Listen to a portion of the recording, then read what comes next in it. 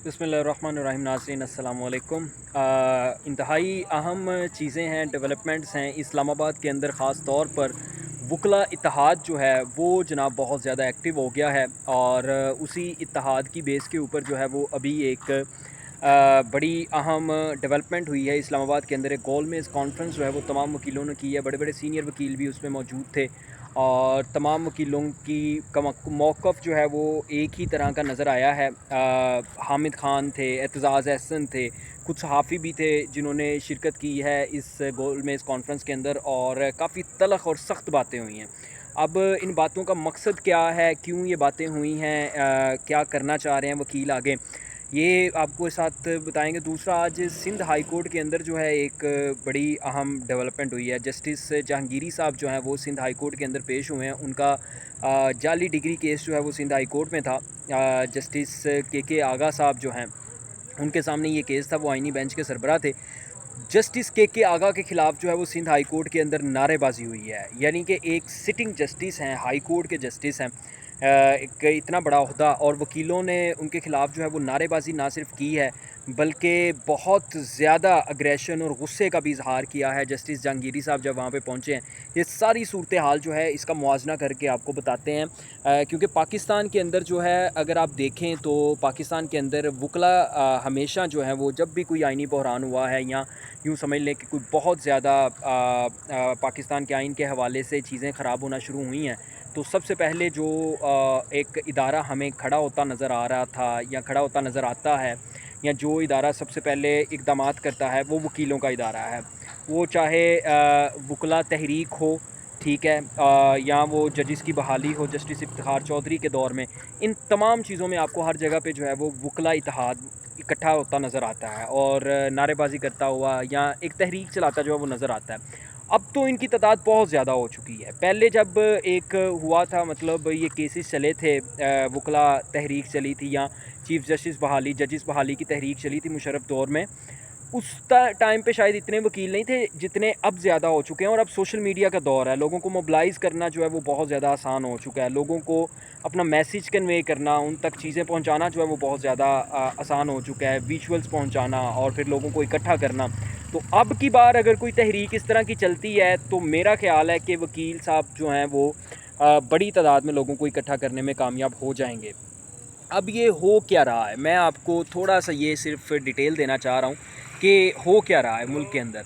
आज जनाब इस्लामाबाद के अंदर वकला की एक गोलमेज़ कॉन्फ्रेंस हुई है, और उस कॉन्फ्रेंस के अंदर जो है वो बड़े बड़े वकील हामिद ख़ान साहब थे, फिर एतज़ाज़ अहसन साहब थे, काफ़ी सहाफ़ी थे, उन्होंने भी खिताब किया है। और उसके अंदर जो है वो मुल्क के अंदर इस वक्त जो मौजूदा सूरत हाल है आइन की और कानून की, उसके ऊपर काफ़ी डिस्कशन हुई है। हामिद ख़ान साहब जो हैं उनका खिताब अगर ले लें तो उन्होंने खिताब किया, और उन्होंने मतलब अयूब खान के दौर की बात की कि अयूब खान के दौर से हम लोग जो है वो जिद्दोजहद कर रहे हैं पाकिस्तान के अंदर आइन की बहाली की।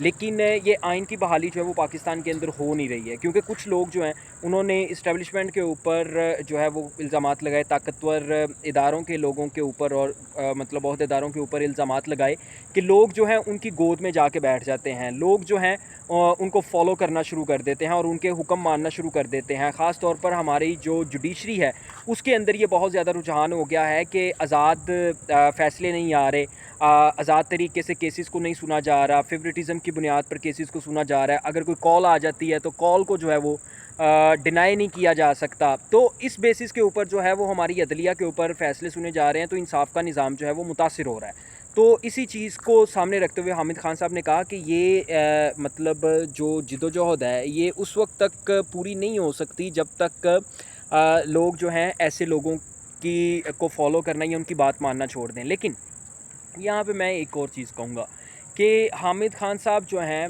वो इस बात से भी लाजमी तौर पर एग्री करेंगे कि जितने वकला हैं उनका सारा बैकग्राउंड उठा के देख लें, कभी ना कभी वो वकील, वो ये वकला जो आज बात कर रहे हैं आइन की बहाली की, इन लोगों ने भी आइन तोड़ने में और आइन की बहाली को रोंदने में जो है वो अपना किरदार अदा लाजमी किया होगा। कैसे? अब ये एतज़ाज़ अहसन हैं, हामिद ख़ान हैं, क्या कभी इनको मौका नहीं मिला कि ये मतलब जब इक़्तिदार में हों या इनके पास पावर हो तो ये पाकिस्तान में आइन की बहाली के लिए कोई काम कर सकें? ملتا ہے موقع ہوتا ہے، لیکن اس وقت یہ ہوتا ہے کہ یہ لوگ بھی اسی طریقے سے آتے ہیں جس طریقے سے اب لوگ جو ہیں وہ آئے ہوئے ہیں، اقتدار میں آئے ہوئے ہیں یا پاور میں آئے ہوئے ہیں، یہ لوگ بھی اسی طریقے سے پاور میں آتے ہیں اور اقتدار میں آتے ہیں۔ مقصد کیا ہوتا ہے؟ مقصد یہ ہوتا ہے، میں آپ کو پاکستان کے ایسے لوگوں کی ایک مینٹیلٹی بتانا چاہتا ہوں۔ ہوتا یہ ہے جناب کہ ایسے لوگوں کو صرف اور صرف جو ہے نا وہ یہ چیز چاہیے ہوتی ہے کہ آپ ہمیں اقتدار دیں، آپ ہمیں مراد دیں، آپ ہمیں سرکاری پروٹوکول دیں، عہدے دیں، ہم لوگ بڑے بڑے دفاتر میں بیٹھیں، بڑی بڑی گاڑیاں جو ہیں وہ ہمارے سامنے ہوں، ہم ان کو انجوائے کریں اور ہمیں اس کے لیے کام نہ کرنا پڑے۔ اعتزاز احسن صاحب جو ہیں، اعتزاز احسن پیپلز پارٹی کے ایک بڑے مشہور رہنما رہے ہیں اور کافی مقبول رہے ہیں، وزیر داخلہ بھی رہے ہیں ایک دور میں، پھر اس کے بعد بھی ان کا کافی امپیکٹ تھا۔ آج تک یہ بتائیں کہ آج تک ان جیسے وکلا کے ہوتے ہوئے کیوں آئین جو ہے وہ بحال نہیں ہو سکا؟ کیوں آئین کے اوپر اس طرح عمل درآمد؟ کیوں عدالتیں جو ہیں وہ کمپرومائز ہوتی ہیں؟ کیوں؟ کیونکہ یہ لوگ بھی اس کمپرومائز میں خود شامل ہوتے ہیں جس وقت ان کا ٹائم ہوتا ہے۔ کیا جب پیپلز پارٹی کی حکومت تھی تو اعتزاز احسن کبھی کمپرومائز نہیں ہوئے ہوں گے، لازمی طور پر ہوئے ہوں گے۔ اس لیے ہی آج اعتزاز احسن اس پوزیشن پہ پہنچے ہوئے ہیں کہ ان کو اس طرح کے باتیں کرنی۔ اب تو خیر بہت زیادہ عمر بھی ان کی بہت زیادہ ہو گئی ہے اور مینٹلی طور پر بھی وہ بہت زیادہ تھک گئے ہیں اپنے آپ کو، ان کے اگر پوائنٹ آف ویو سنیں یا ان کی وہ باتیں سنیں تو اب وہ بات نہیں رہی جو ایک عمر میں ہوتی تھی، کافی زیادہ وہ باتیں بھولنا بھی، ہاں ان کی جو ایک انٹلیکچوئل لیول ہے وہ وہیں پہ ہے، لیکن سوال پھر وہی ہوگا کہ جب ان لوگوں کا ٹائم ہوتا ہے تو یہ لوگ کیوں نہیں کرتے؟ یہ ایک چیز ہے جو ان سے لازمی طور پر پوچھنی چاہیے۔ اور آج اگر میں وہاں پہ گول میز کانفرنس میں ہوتا تو میں لازمی طور پر ان لوگوں سے پوچھتا کہ یہ جو سارے وکیل اکٹھے ہوئے ہیں، یہ اپنے آپ کو آئین کا رکھوالا کہنے والے یا آئین کا وفادار کہنے والے یہ جو لوگ اکٹھے ہوئے ہیں، ان لوگوں نے آج تک کیا کیا ہے آئین کی بحالی کے لیے؟ اس کے علاوہ ایک بڑا اپسیٹ آج سندھ ہائی کورٹ کے اندر ہوا، وہاں پہ جسٹس جہانگیری صاحب کا جعلی ڈگری کیس جو ہے وہ لگا ہوا تھا جسٹس کے آغا کے سامنے۔ آئینی بینچ کے سربراہ ہیں جسٹس کے آغا، جو کہ جسٹس جہانگیری کا کیس جو ہے وہ سن رہا ہے۔ اس کیس کے اندر جو ہے وہ وکیل اظہار یکجہتی کے لیے جسٹس جہانگیری صاحب کے ساتھ کمرہ عدالت میں پہنچے۔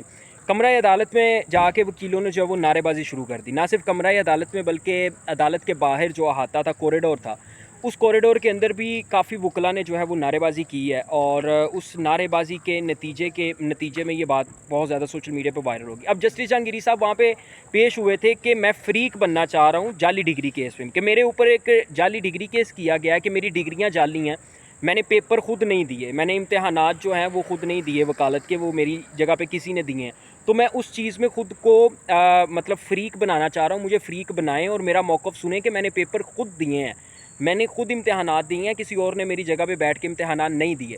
اب وکیلوں نے جناب وہاں پہ کمرہ عدالت کے اندر، کیونکہ اس کے آئینی سربراہ جسٹس آغا کے تھے، جسٹس کے آغا تھے، تو انہوں نے وکیلوں نے نعرے بازی شروع کر دی، آغا تیری زندگی شرمندگی شرمندگی، اور اس کے علاوہ پھر وکلا کے حوالے سے مطلب وکیل جو ہیں وہ جسٹس جہانگیری صاحب کے ساتھ اظہار یکجہتی کے لیے پہنچے تھے۔ ان حالات کو دیکھتے ہوئے لگ رہا ہے کہ ایک نئی وکلا تحریک زیادہ دور نہیں ہے، یہ آج میری بات آپ لکھ لیں جس طرح کے حالات چل رہے ہیں۔ اب تک کے لیے اتنا ہی، آپ سے ملاقات ہوگی اگلی ویڈیو میں، اللہ حافظ۔